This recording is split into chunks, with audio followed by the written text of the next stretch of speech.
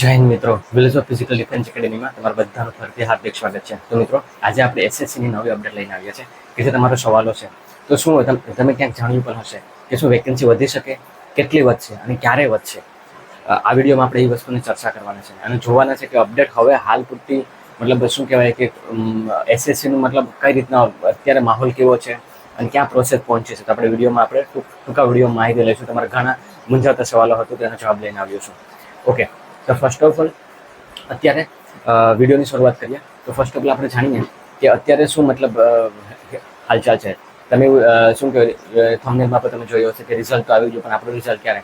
તો જે લોકસભાનું રિઝલ્ટ તો જે છે બરાબર, લોકસભાનું રિઝલ્ટ તો જે છે એ આવી ગયું છે. ઓકે બરાબર, આજે તારીખ થઈ છે 5 તારીખ થઈ છે, 5 જૂન થઈ છે. હજી પણ એસએસસી જીડી મેં તમને કીધું હતું ને કે જે રિઝલ્ટ આવવાની સંભાવના છે, કેમ કે બીટિંગ ડેટ જે છે એ 11 હતી.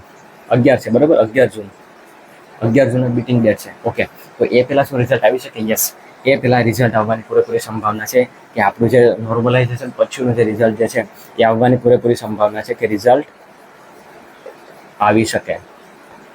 ઓકે મિત્રો, તો બરાબર એના ઉપર શંકા ના કરો. રિઝલ્ટ અરાઉન્ડ આ 11 તારીખની આજુબાજુ આવવાની પૂરેપૂરી સંભાવના છે.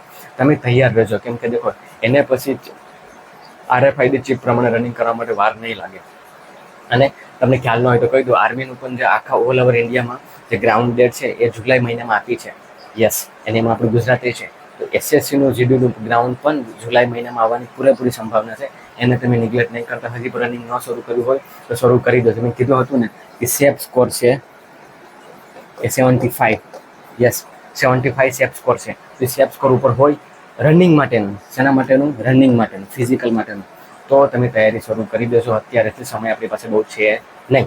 હવે હું વાત કરું બરાબર કે હવે શું કહેવાય કે વેકેન્સી વધવાની શક્યતા છે ખરી, અને કેટલી વધશે અને ક્યારે વધવાની શક્યતા છે.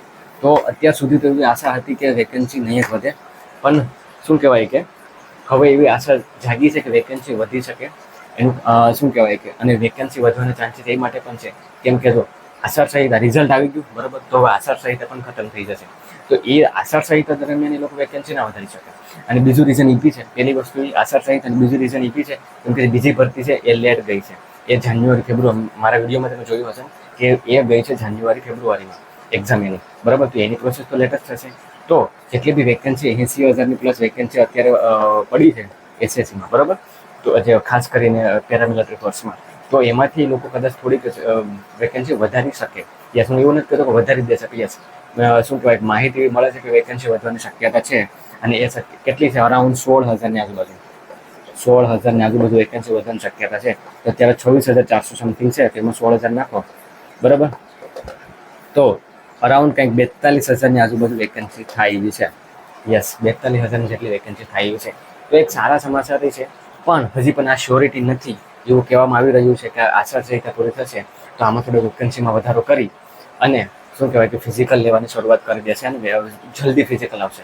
તો બસ મારે ગુજરાતના વિદ્યાર્થીઓને મારે એટલો સંદેશો દેવાનો છે કે તમારા આ કમેન્ટ અને તમારા સવાલોને લીધે મારે આ વિડીયો બનાવવો પડ્યો. બાકી હું શું કહેવાય આગળ જઈને આપણે વિથ ડિસ્કશન અમે પૂરેપૂરી કરીશું કે ખરેખર ક્યારે આવશે, શું છે, મતલબ બધી વાત કરીશું. પણ અત્યારે બસ ખાલી એટલું જ કહેવા આવ્યો છું કે વેકેન્સી વધે કે ન વધે, તમારે રનિંગની શરૂઆત કરી દેવાની છે અગર 75 પ્લસ થાય છે તો. યસ, કોઈ વેઇટ નહીં કરતા. 75 નીચે છે બરાબર, શું કહેવાય કે તો હજી પણ બીજી ભરતી આવી છે, એમનું કમ્પ્લીટ એના સિલેબસને કવર કરવાની પૂરેપૂરી કોશિશ કરો. સ્ટ્રેટેજી બનાવો, પ્લાનિંગ બનાવો. ઓકે મિત્રો, આ રીતે એક વસ્તુ ઉપર કોઈ પણ મતલબ કે ડિપેન્ડ નહીં રહેતા. હું હજી બી તમને કહું છું 2024 છે, હવે ભરતી બધી જો રિઝલ્ટ આવી ગયું છે ઇલેક્શનનું, હવે બધી પ્રોસેસ જલ્દી થશે. એક વસ્તુ ધ્યાન રાખજો, હવે પ્રોસેસ જલ્દી થશે, તો તમે તૈયાર રહેજો. ઓકે મિત્રો, બસ એટલું જ કહેવાનું છે. મળીશું પાછા નેક્સ્ટ વિડીયોમાં. અને શું કે સન્ડે તો મળીશું જ લાઈવ, તો ત્યારે સુધી તમે આવજો. એ પહેલાં પણ જે કંઈ બી અપડેટ હશે હું શું કહેવાય કે વિડીયોના માધ્યમ દ્વારા હું આપણે ચેનલના આપણે જેટલા બી ગુજરાતના વિદ્યાર્થીઓ છે ખાસ એમના માટે હું લાવતો રહીશ, તમને માહિતી આપતો રહીશ. અત્યારે બસ ખાલી એટલું જ કહું છું કે તમારે જે સવાલ હતો કે વેકેન્સી વધશે ખરી, અત્યારે શું ચાલી રહ્યું છે, તો બસ એટલું જ કહું છું કે હવે પ્રોસેસ ફાસ્ટ થશે. વેકેન્સી વધવાની થોડીક શક્યતા છે, પણ આપણે એના માટે આધાર નથી રાખવાનો. આપણે તૈયારી શરૂ કરી દેવાની છે. ઓકે મિત્રો, હોપ સો તમને વિડીયો ગમ્યો હશે. આપણે ગુજરાતના વિદ્યાર્થી મિત્રો સાથે શેર કરાવો અને એમને કહો કે ચેનલને સબસ્ક્રાઇબ કરે, તાકી મને મોટિવેશન મળતું રહે આવા નવા વિડીયો લાવવાની. ઓકે મિત્રો, મળીશું પાછા નેક્સ્ટ વિડીયોમાં. એન્ડ યસ, અગર જો કંઈ બી ફિઝિકલ જોઈન કરવું હોય તો મારા નંબર હું આપું છું 9898901503. આમાં તમે ઓફલાઈન, અગર જો તમે કોડીનાર, ગીર સોમનાથનું કોડીનાર તાલુકાના હોય તો ઓફલાઈને જોઈ શકો. બાકી પણ ચિંતા નથી કરવાની, તમે મને ઓનલાઈન પર સંપર્ક કરી શકો. યસ મિત્રો, ઓનલાઈન પર સંપર્ક કરી શકો. હું તમને with planning, with diet, with workout હું તમને પ્લાનિંગ આપીશ અને ડેઈલીનું અપડેટ લઈશ. તો મિત્રો એટલું જ હતું. મળીશું પાછા નેક્સ્ટ વિડીયોમાં. જય હિન્દ.